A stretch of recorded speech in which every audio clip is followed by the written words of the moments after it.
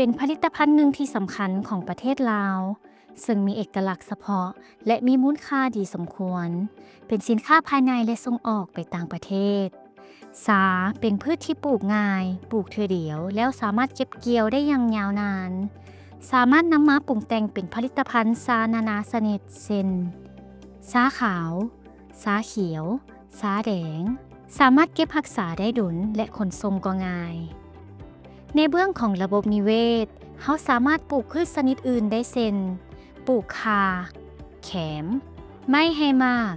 หมากนัดและอื่นๆผสมประสานกับสวนสาหรือสามารถปล่อยงัวควายเข้าไปเลี้ยงในสวนสาได้เพราะว่างัวควายบ่มักกินใบสา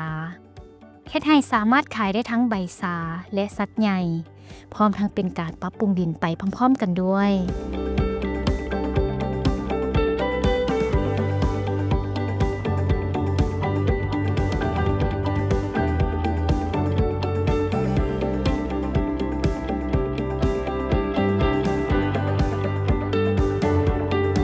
แต่เฉพาะของพ่อหัน2ตา6วัดบ้านแล้วมันถือว่าอยู่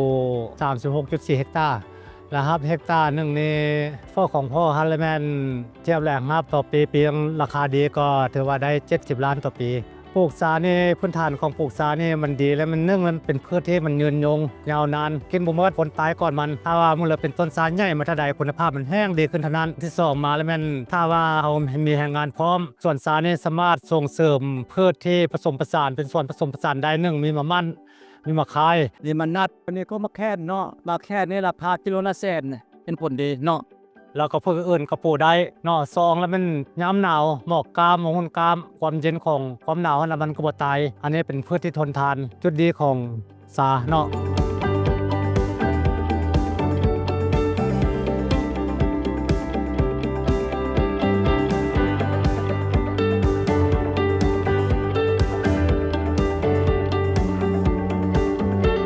ส่วนซาทั้งหมดนี่มี54ตอนของเฮานี่มี2ตอนเนื้อที่อันตอนนี่มีทั้งหมดนี่คือเฮกตาร์และตอนที่2นี่มี2หลายใบสาดิดนี่เฮาเก็บเดือนหนึ่ง3เทื่อหนึงนี่ได้60กิโลได้กิโลนึงต่อ 10,000 ก็470กิโลถึงเท่าใด4ล้านปลายปัจจุบันนี้เนาะตอนนี้นั้นเพื่อสร้างมูลค่าเพิ่มให้แก่ซาเพราะฉะนั้นเขาก็นำเอาอันตัวแห้งเอามาเสริมเขาเอามาเสริมอยู่ในจุดที่ว่าต้นชายอายุน้อยเพื่อให้มันโคงตลอดปีอันที่2ก็คือปรับปรุงดินอยู่ในตัวมันแล้วที่ปลูกไว้ณปัจจุบันนี้ก็บ่แม่นก็ไว้เอาไว้ขายเพื่อให้พระเจ้าเก็บไว้เอาไว้เป็นแนวเพื่อเอาไปส่งต่อกับคนอื่นพืชของซาน่ะแม่มีโรคขมเนาะเพราะฉะนั้นนี่ศัตรูพืชเนาะแม่ไม้บ่รบกวนแล้วก็สัตว์เลี้ยงเฮาบ่รบกวนเนาะเพราะว่าเฮาสามารถอยู่คู่กันได้ระหว่างพืชกับสัตว์กับควายแบ่ก็บ่กินเพราะฉะนั้นนี่คือจุดดีบทเรียนนี้แสดงให้เห็นว่า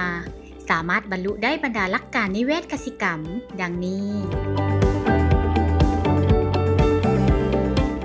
ผลิตพืชหลากหลายชนิดปกปักรักษาดินลดผ่อนต้นทุนการผลิตผสมผสานกันระหว่างการปลูกพืชและเลี้ยงสัตว์การจัดการในการเลี้ยงสัตว์ที่ดีความหลากหลายทางด้านเศรษฐกิจ